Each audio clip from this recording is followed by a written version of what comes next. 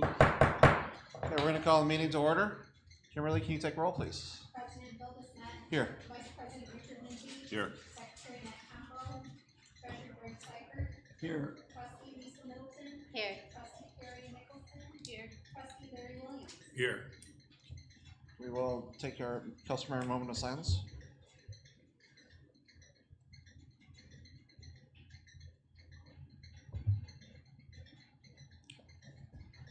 Carrie, can you lead us in the pledge, please? I pledge allegiance to the flag of the United States of America and to the republic for which it stands, one nation, under God, indivisible, with liberty and justice for all. Okay, can I entertain a motion to approve the agenda with adding Lisa Middleton as acting secretary for the night? So moved. Support. All in favor? Aye. Opposed? Okay. Members of the audience may address the board on agenda items only. No, it doesn't have anything. Okay, well, we're going to move to the report of the superintendent. Special recognition hires. All righty. At this juncture, I'd like to announce that we have Katie Cole filling the position of Great Start Readiness Program paraprofessional at the Shamrock Center, Gordon. Ms. Cole is a graduate of Kellogg Community College, where she earned an associate's degree with a major in early childhood education. Kelly Carnes fills the position of second grade teacher at Harrington Elementary. Kelly attended Western Michigan University, where she earned a bachelor's degree with a major in elementary education. Very pleased to have both of them on board.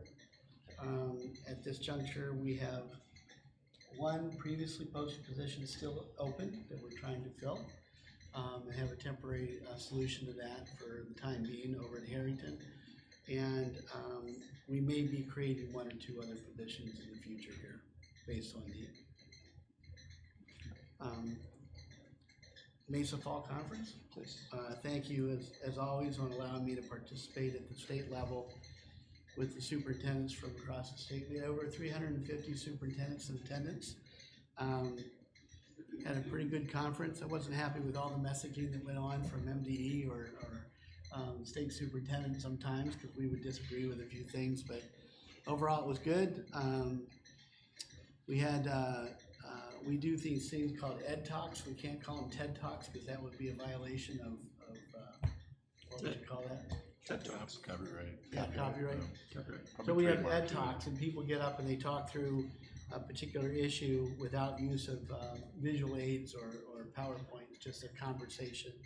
And it usually generates some really good conversations at our tables, which we did. Our hot topic was Michigan's teacher shortage. We reviewed Michigan State's research study they did on Michigan teacher shortages, and we respectfully disagreed with the outcome of that, because at the end, Chris Wygen asked all the superintendents to raise their hand that still had positions open for the school year, and virtually every one of us raised our hand. One of the things I think they're lacking is that they're not looking at supply and demand. When I first got into superintendency in 2003, we had 534 school districts in the state of Michigan. Now we have over 900. And that represents charter schools and private schools, LEAs, PSAs, et cetera. And if you think about that demand, even though our enrollment has decreased considerably during the same span, we have more schools, more administrators to draw from the teacher ranks to be administrators. We're having the same, if not less, students coming into teacher college, teacher prep programs. And we're licensing or certifying the same number of teachers, basically, over the last number of years, but when the jobs have increased, the supply and demand is real obvious. And every one of us, as far as superintendents, feel we're at a critical stage, especially what I call the endangered species list. So positions like special ed, like CTE, like math at a high school level, et cetera, et cetera. There's a number of different content areas that we need to find a better way of getting resources into that pool for us to be able to continue to do what we do. We've been operating right now for the last 2 weeks without a special ed teacher in early L at Harrington. it's a hard to place position. We do think we have somebody on the line, but if we move right now, there's very rarely do we find a teacher sitting out in the wings that hasn't found their job yet. So it's going to impact another district if we have to take a teacher from another school district. It just goes around like that. So anyways, that was a really good spirited conversation. We had lunch and learns that went on. I particularly went to a training about how to retain teachers in the positions that you have, which was interesting. I presented with Dave Campbell on 21st Century Learning Commission's recommendations to about 60 people, which was a really good turnout for that presentation. By the way, I am also presenting at the MASB conference just to go in and out for that same workshop. I went to a successful online learning workshop and keynote with Brian Whiston and a panel discussion. Brian went for quite some time, took questions from the audience electronically. I was able to get a couple good questions in that were asked of him in the audience. One of the things he underscored is that he's going to disaggregate the graduation rates for our alternative programs across the state from the traditional high school setting. Finally, that will be enacted on 2018. We spent a lot of time talking about assessment and assessing student growth and how that's a demand and a requirement for the legislation about teacher and administrator evaluations. And yet we don't have the consistent approach. Everybody's not on the same page with that. Most districts like ourselves are left up to our own devices to determine how we measure student growth.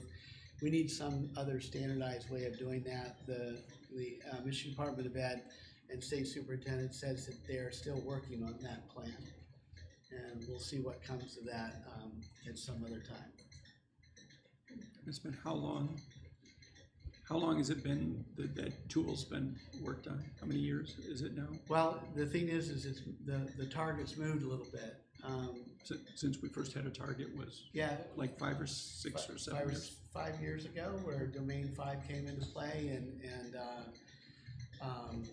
now all the districts have migrated to one or the other of 3 teacher evaluations, which we've migrated to. And now we are also migrating to 1 of 2 evaluations for superintendents and administrators, which you're going to hear more about in the meeting. So that's a good move.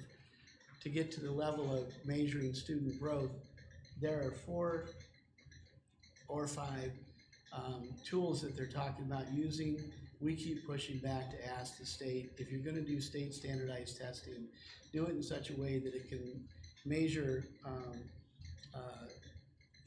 student achievement at the end of the year, but for the beginning of the year and the middle of the year, you can use the same instrument through the same administration to be able to measure student growth on a student by student basis. That way the dollars are operating out of MDE, and each district not left up to their own devices to come up with their own assessments. We'll see how that comes out, but it was really good, rich dialogue with the superintendents about that. Okay? Any questions? Okay, we'll move on to discussion, organization, learning goals. Okay, so from our retreat and our discussion, you asked me to keep it simple, I think, and I didn't list all the interventions that are going to be under this, but I can fill that out as we go. The first goal that we talked about is improving early literacy skills in reading. And you know the state law is now requiring us to have students proficient, a majority of students, I believe it says 80% is proficient by the end of their 3rd grade year. They're ramping up. They're also being challenged right and left about mandatory retention for students that are not reading at those levels. That has a lot of work to do before we get to that point. MASA is in disagreement, and so are most superintendents, including myself, about mandatory retentions. We have to be very cautious about that. However, from this standpoint, the reading proficiencies, based on where our current performance is, I'm saying 60% of students tested by the M-STEP will be proficient in reading by the end of 3rd grade for 2018, which is this current year, reaching 70% proficient in 2019 and 80% proficient in 2020. For improved numeracy skills in mathematics proficiency, based on our current scores and trends, 50% of students tested by the M-STEP will be proficient in mathematics by the end of 6th grade for 2018, reaching 60% proficient in 2019 and 70% proficient in 2020. Those are extremely aggressive and stretch goals. What I'd like to do is be able to, as we go through these things and we go through the training that we're going to go through, is talk about how do we measure growth towards those benchmarks, so that you know what would be considered to be highly effective growth would be hitting the benchmark, and then what would effective look like, right? Closing the achievement gap. Proficiency in reading and mathematics, the gap between the percentage of students proficient in reading and or math that qualify, who qualify as economically disadvantaged based on free and reduced lunch, and the other students not economically disadvantaged and proficient in reading and math by grade level will be less than 25% for 2015, 20% by 2019, and 15% by 2020. That, again, is a stretch goal. A lot of times we're within that 25 to 30 range, but there are some cases where we're above that. And we have to really work hard in closing that gap this year. Traditional high school completion diploma, 94% of the high school seniors in the traditional high school will graduate successfully complete with a diploma in 2018, 95% in 19, and 96% in 2020. And certainly as we reevaluate these as we go year to year, we can tweak these targets as well. Participating in post-secondary education, skilled trade certification training, or military service. Post-secondary participation, 95% of the graduating high school seniors in the traditional high school will go on to participate in post-secondary education, skilled trade certification training, or military service in 2018, 97% in 2019, and 99% in 2020. Sounds great. Those are aggressive. We're aggressive then. I also said in this that these learning goals will be used in the school advanced superintendent and school administrator's annual performance evaluation system. The specific goals and targeted outcomes will be reviewed annually in July after the evaluations have been completed from the previous year, and we'll tweak them for any necessary additions or adjustments for the coming school year. The learning goals will also be referred to periodically throughout the year for progress monitoring with the board, and those will be based on internal assessments or internal data that we have, and not the M-STEP, obviously. But I'll be able to bring that to you from my administrators to give you an inkling of how we're moving towards those targets. Any questions on that? So these are just learning goals. Organizational goals like finance, obviously keeping above 5% fund balance.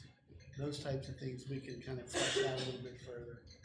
But right now we want to focus on these before we get into the conversation with school advance. Are these goals still going to lead to any change in, did we talk about, how we're going to achieve these goals? Obviously we're trying to achieve these goals all the time. Yeah, I'm trying to remember what our conversation was. Yeah, that's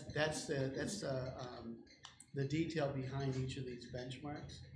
So, for example, when we talk about early literacy, we are fully embracing the Reading Now Network. You guys passed a resolution about 8 months ago, I think, on Reading Now Network.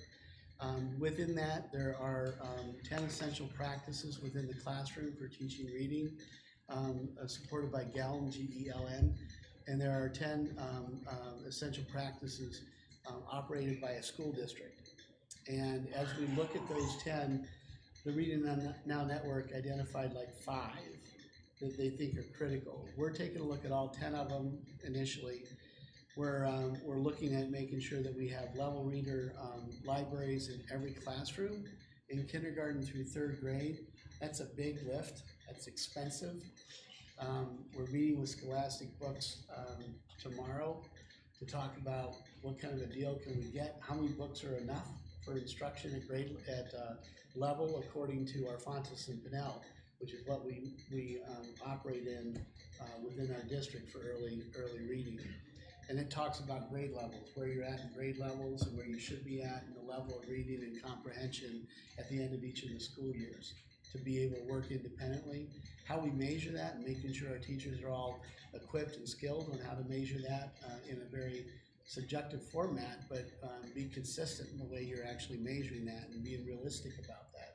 We're actually looking now, Paul and Matt and Mike and Robert are looking at how do our assessments on Fontes and Pinnell match up to the M-STEP assessments that the kids received, or whether they were proficient in reading or not, and whether or not we have to shift those expectations, or it's because we're not assessing accurately. So we're in the midst of all that. So there's those things, George, that are going on. There'll be things like making sure that we're communicating consistently to the child and also to the parent about where they're at in grade level and where they should be, and putting the onus and responsibility of target benchmarks in the kids' hands so they see this is a goal that I'm working towards. I already talked about the library. I talked about consistent support, creating a culture and climate within the building. I'm going to just yield to Walters because they had the higher performance levels, but they do Battle the Books, which creates a real fun experience around reading. And I think it's important, and we're adopting that in other buildings. So I think it's important for us to figure out what are some of the best ways to celebrate reading across the board, and how do we get engaged with that. And even from that conversation, I don't even know if it was because of it, but I all of a sudden I'm getting invitations to come read to kindergartners and 1st graders in their classrooms. So that's what we want to do. We want to build culture to celebrate the richness of reading and comprehension. And those are some of the examples that we're implementing or that we'll be able to articulate. So when you talk about progress monitoring, you're going to ask me, are all libraries in place in those 35 classrooms? Well, to do that, you have to inventory all what currently exists, whether those books are really truly at the levels that they need to be for that grade level, and whether they have an adequate mix between nonfiction and fiction. So there's a whole lot of work going on behind the scenes on that. So I'll be able to lay those things out for you, George, and for the board, and you guys will be able to ask questions on how are we at, are we fully implementing, or are we still in the works with that? And you'll be able to kind of push my envelope on that as we go. Thank you. Okay? So I think this is great, and thank you. The question I have is, to get to the first ones for 18, are they, so like the first one for literacy, we're going in 10% increments. Is the first year bigger than 10%? I can't remember what the numbers were. I don't want to make, I guess what I'm asking is, the first year, is it going to be the biggest jump, and is that going to be hard? I think the first year is going to be the biggest jump in reading and in math. Okay. But in pockets. Okay. So not, when you talk about grade level, 3rd grade level, our 3rd grade level in some buildings are above that mark, and some buildings are below that mark. We need to make sure that all kids in 3rd grade are at that level. So that's what we're going to be pushing for.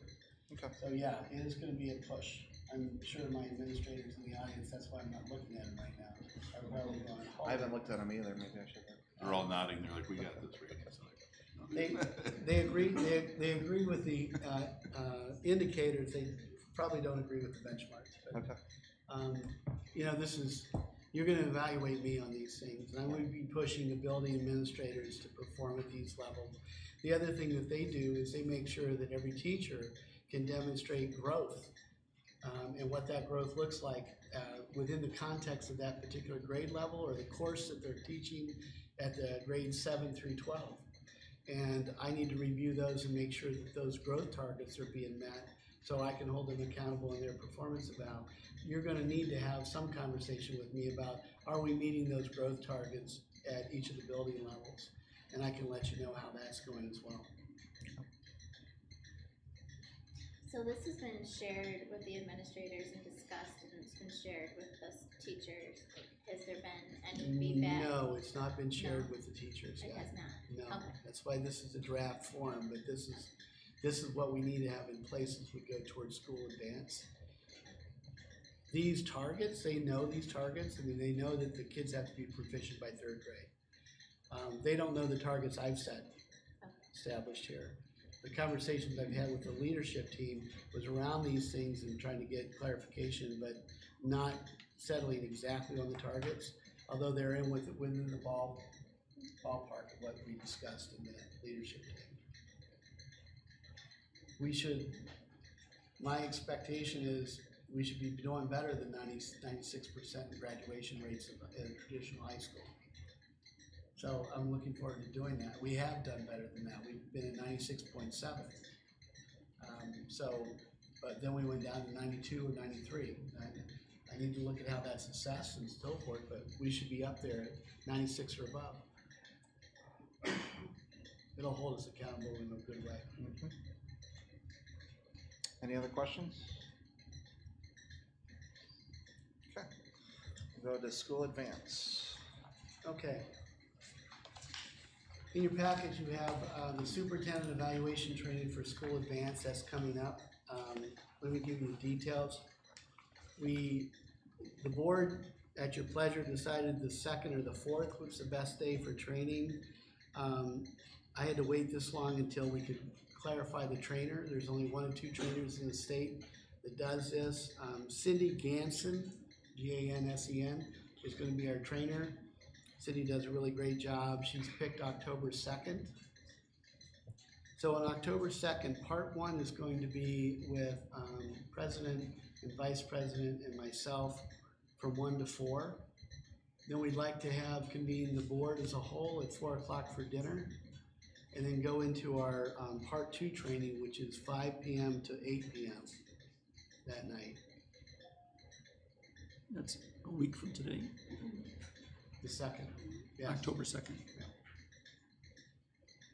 Where did you say it was? It's going to be here. Here. At what time would we be here again? Sorry. At what time would we attend? For the overall board, it will be 4 o'clock for dinner, 5 o'clock for the session to start. So 4 p.m.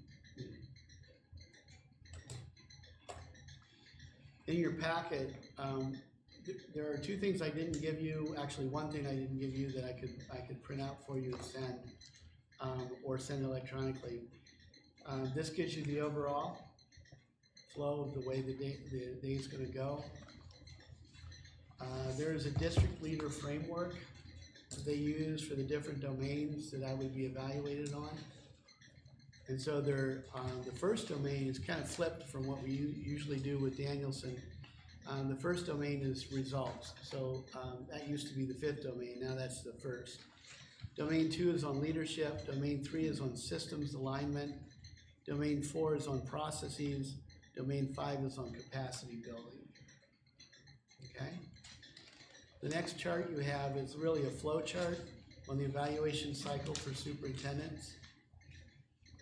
So together we establish the superintendent performance priorities. Then we establish our process for progress monitoring throughout the year. Decide progress monitoring indicators, George, as you indicated. So more detail will come at that meeting, and we'll talk about, okay, what does this look like and what are our timelines? Determine evidence to document superintendent work. Self-assessment and establish growth plans. Provide board with updates on work in progress. Present summary of work and results to board. Develop summative performance ratings, and then back to the cycle all over again. There is a summative assessment tool, and there's a formative assessment tool. I get the formative assessment tool, you get the summative assessment tool, okay? And I'll give you a copy of that so you can see what those domains look like. And then each of my administrators, the same thing. They'll have a formative assessment tool, I'll have a summative assessment tool, and we're including central leadership as well as all building and program leaders in that mark. Then the last one is school advanced consensus rating process instructions, and we'll go over those in detail. But it talks about what a process needs to be in a board meeting to arrive at consensus and to look at evidence and results and not just conjecture. So we can take a look at things and we can work through why one rating is significantly different than the other and explain why you feel that way, Larry, while you're looking at the same data I am, right? So this should be really bringing to home what you've talked to me about in regards to how you want to move forward with assessment. This tool is being adopted by the majority of districts in our whole region. We think it's probably the best choice. And MASA has been charged to, through their offices, to generate all the alignment that goes on with School Advance. Any questions so far? Okay. Go to see Kroll Building update. Just for Kroll is just to let you know, and again, we affirm publicly that we have no intentions of moving programs out of Kroll in the year coming or the near future after that. I don't know what's going to bring with the building in 2 to 3 years, but we know that we should hold on to that asset. It's important for the community. It's also important for us. Our population at Harrington is growing. We lost a few from last year, but we've also gained more students coming in that we didn't expect. The population for kindergarten is very strong. So usually normally that school system has lost first graders because a lot of kids go to the kindergarten and they can choose out which schools they go to. We're hoping to reverse that trend, and Robert's really in that camp to make sure that happens. So anyways, we're going to keep Kroll operational.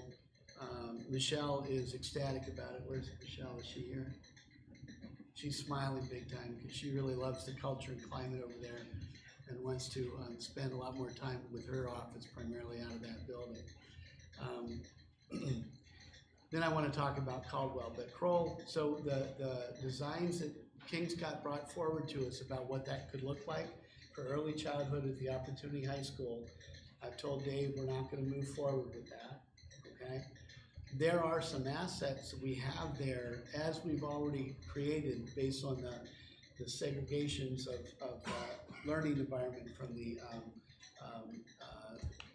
city rec department, that we could actually do some really cool partnerships with upper or post-secondary learning, bring some dual enrollment opportunities down for some kids if we get the right partnership, and actually do some things that would actually create more skilled trades in early childhood. That was Michelle's idea, and some other things that we're thinking about in regards to pre-med, nursing and things like that. We'll have to talk to Oakland about that. But we're excited about those opportunities, not only for the community members, but also our kids at the Opportunity High School. So stay tuned for more designs on that. But all in all, we're real pleased with where we're at. We are going to be spending money on Kroll, though. What does skilled trades in early childhood education mean? Well, there's like an associate's degree in early childhood would be one of those things to get a number of people that are interested in getting into the field, into daycare, childcare, into GSRP or so forth. We don't have enough people that are credentialed at this point to be able to bring them in at those levels. So we need to continue to build that capacity, and it's really good training for anybody to get, and we could see our kids really enjoying having that opportunity as well.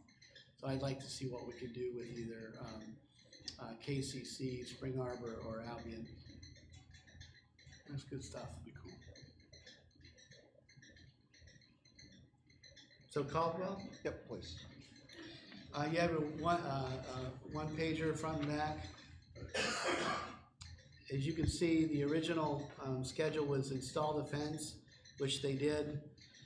They've been working on abatement of asbestos inside the building since August 21st until the 22nd of September. The silt fence has been installed. You'll see that it's covering around the fence, the chain link. Demolition was supposed to start today. It has not. I'll give you an update on why that is.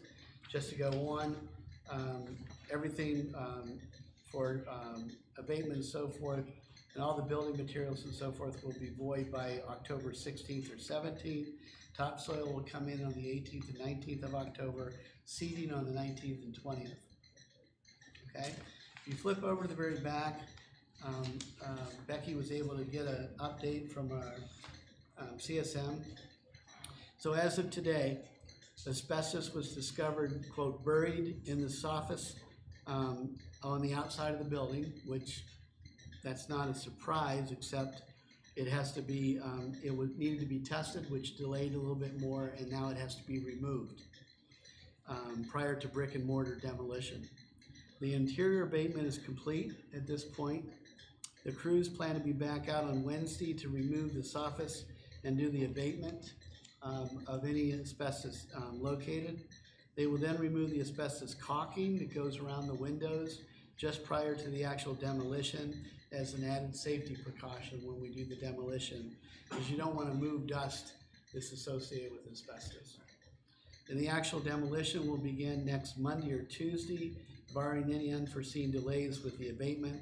They are still within the guides of their schedule, and they are abiding by the schedule as planned, and they still expect to have everything void on October 16th, 17th. So please, when you're in that area, walk by with your dogs or drive by in your cars and take a look at how things are progressing. Any questions? We're gonna move to the consent agenda. So we have minutes, disbursements, employment. Randy, could you give background on E and F? Sure. Public Act 165 of 2004 required changes to the teaching of reproductive health. The statute required schools to teach abstinence as a responsible and effective method of restriction and prevention of diseases. An advisory board meets every other year to review and revise, if necessary, the curriculum and for the district. The board appoints 2 co-chairs for the Reproductive Health Advisory Board, one of whom must be the parent of a Marshall student. Historically, the district school nurse has served on the committee. Kim Muggio, school nurse, is being recommended to serve as a co-chair. Melinda Hattal is being recommended as a parent representative to serve as a co-chair. They both have agreed to serve in this capacity. If so appointed, 2 parent meetings will be scheduled so that parents can review any curriculum and material revisions suggested by the advisory board. Okay. Item F, Board Policy 2340 requires all out-of-state field trips be approved by the board. An optional trip for high school juniors and seniors in Spanish classes to travel to Chicago, Illinois, November 10, 2017 is being considered. The trip is self-funded by parents and students with costs offset by the Spanish Club. Participants will have lunch at an authentic Spanish restaurant, visit the National Museum of Mexican Art for a special exhibit for Day of the Dead, including a lecture, and tour the Art Institute, taking in the Spanish and Mesoamerican exhibits. The cost is $35 per person, which covers the round-trip transportation via coach bus, museum entrance, and the dining event. Scholarships will be available for students unable to pay. Volunteers are welcomed, and it is the recommendation of the superintendent that the consent agenda be approved as presented. Can I have a motion? Move for approval. Support. Discussion. So, on the reproductive health, I've actually, I want to say it's 2 or 3 times I've been the board representative, and I think you attended last time as well. I've been asked to serve again, if everybody's okay with that, and everybody from the board I think is welcome. Can't have more than 4, right? Can't have more than 3. but we can, if anybody else wants to, I'd be able to give up my spot, But you'll be the key representative. yeah, I think you should continue. I'm more than happy to continue, so. Do a good job. Do whatever you want to. Larry's like, no, go. So I need to let Kim know, but I'll continue with that. All right, we'll put it in the minutes and get that communicated. Okay. That's fine. And then, and the trip, is this the first time we're doing this trip? We've done this trip before, right? Yes. Yeah, that's what I thought, okay. Anybody else have any questions or thoughts On the trip, on any of the items? I think it's a great planned out trip for $35. Yeah, This is so, a good deal. okay, start with Larry. No. Oh, yes, yes. Yes. Yes. Yes. Yes. Yes. Okay, we're gonna move to action items financial. Randy, could you give us the background? Sure. The first item is to approve the purchase of one electric double stack thermalizer oven for Hughes Elementary. The second one is approve the purchase of a Hobart model number AM 15 volt build up ventless door dishwasher. How was that, Paul? Energy recovery tall chamber for the Marshall Opportunity High School. All right. The current convection oven in use at Hughes Elementary is over 20 years old and it is a hard time keeping up when there are many items going in for the lunch. It is a single convection oven. All other elementary schools have 2 units in their kitchens. The food service department has acquired 3 bids for the electric double stack thermalizer oven that requires no hood. C&T Design and Equipment Company presented the lowest bid at $7,660 with free shipping. Union Electric will do electrical upgrade for the second unit with the cost not to exceed $2,825. The cost of this project would come out of the food service fund balance. The second item, Marshall Opportunity High School currently operates with a 3-compartment sink. With the change in lunch times at Marshall Opportunity High School to a later time, the employee does not have enough time to wash the dishes and get out at the assigned time. Also, if the GSRP programs get moved to MOS, which they're not, cleaning up the family-style dishes would be able to be accomplished in an efficient manner. Still, though, with the demands more and more that come out of the City Rec Department, the use and requirements for the use of the facility from the community, this is probably a good deal. The Food Service Department has acquired 3 bids for a Hobart model number AM 15 volt build-up ventless door dishwasher, energy recovery tall chamber. There will be new dish table and 3-compartment sink and a clean dish table. HPS Great Lakes Food Service Equipment Specialties was the lowest bid at $25,868.75, including shipping cost. Union Electric will do electrical upgrade for the dish machine with the cost not to exceed $2,425. The cost of this project would come out of the food service fund balance. It is a recommendation of the superintendent that these items be approved. Have a motion? I move for approval. Carried the motion. Richard second. Discussion.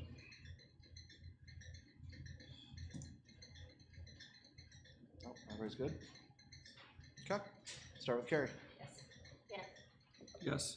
Yes. Yes. Yes. Okay. We will now move to public comments. Anyone can speak with up to 3 minutes.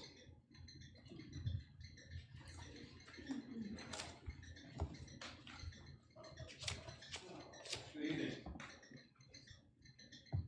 I was hoping I wouldn't be the only person wanting to speak this evening. Evening. My name is Randall Ritchie. I'm from Coldwater. Sorry about that. That's where I live. Tonight I wanted to discuss with you some things that occurred during the first week of this school year.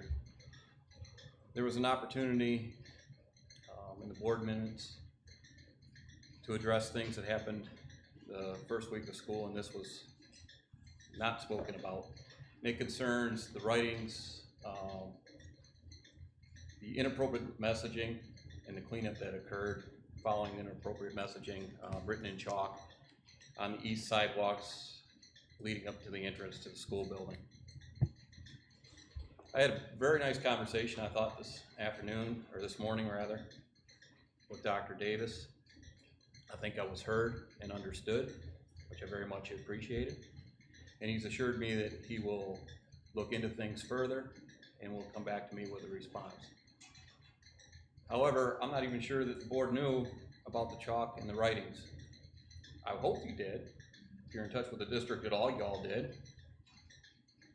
What my primary concern is that my daughter felt that she was being disciplined, that she didn't participate in the acts that were objectionable, and that she was directed to appear at a particular place and time in order to clean this up, which she did. My concern is that, or rather the crux of the discrepancies between my beliefs and that which the school district appears to hold, administrators appear to hold, is that of voluntarism versus compulsory action. And Dr. Davis is going to look into that. And my feeling is, and my daughter's feeling was, that they were being forced to do this, that they were being directed to do that. And the school board, as the governing body, has established particular guidelines for dealing with just such an incident. And I believe that should have been adhered to then. And I hope that you hold the belief that if something that pertains directly to an established board policy or an administrative guideline or something within the student handbook occurs, that that is the procedure that we as the people, the parents of students attending Marshall Public Schools, can expect will be followed in those instances.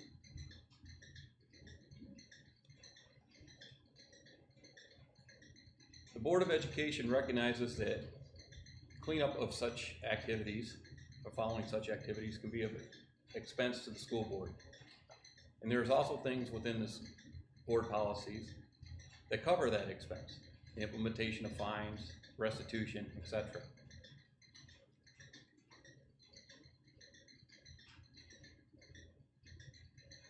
When discipline is enacted, the school district seeks to have, or to achieve some goals when enacting disciplinary action. Help the individual realize the wrong they perpetrated, accept accountability for what they did, and to grow from the experience. I don't think any of us would disagree with the notion that it is wrong to punish somebody for something they did not do. It's one of the basic tenets to the American justice system. It is inherent in our 4th and 14th Amendment rights to due process. Mr. Ritchie, we're over 3 minutes. If you could just close it out for us, please. That 3 minutes goes by fast. Yes, it does. So I just want to make the board aware that I have approached Dr. Davis with a complaint over this situation. I hope to have a resolution soon. Thank you for your time. Thank you. Thank you. We know you're gonna research and then let us know. Yep. Okay. Any other public comment? Okay, board member comments for which no action may be taken at this meeting.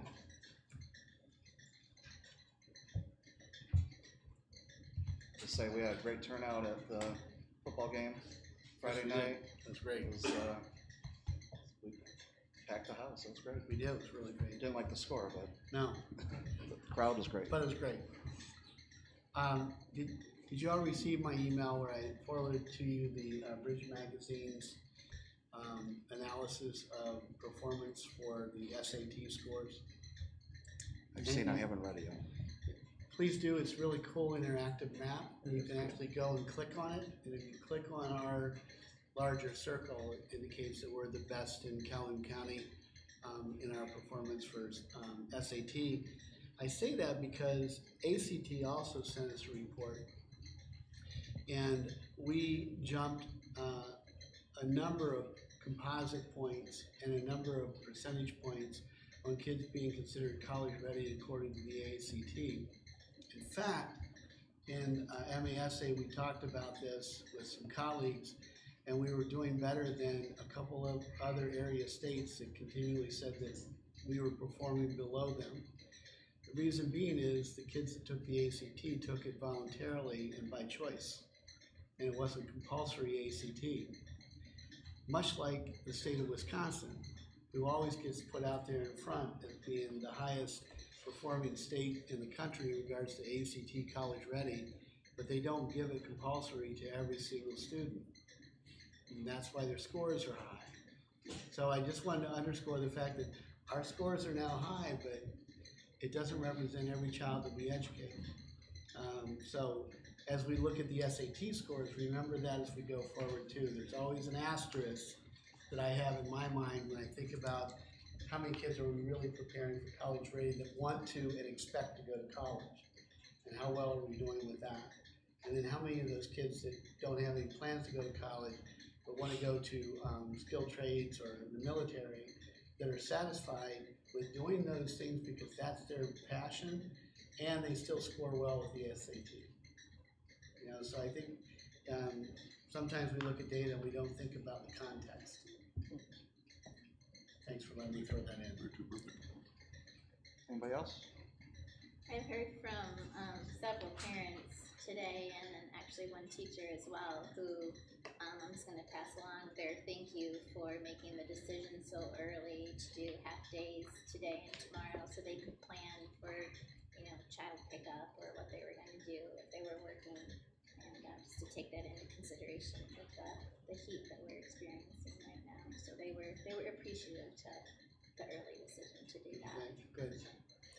I was at Harrington's building this morning at 8 o'clock, and that building was smoking hot, and it was 63 degrees out.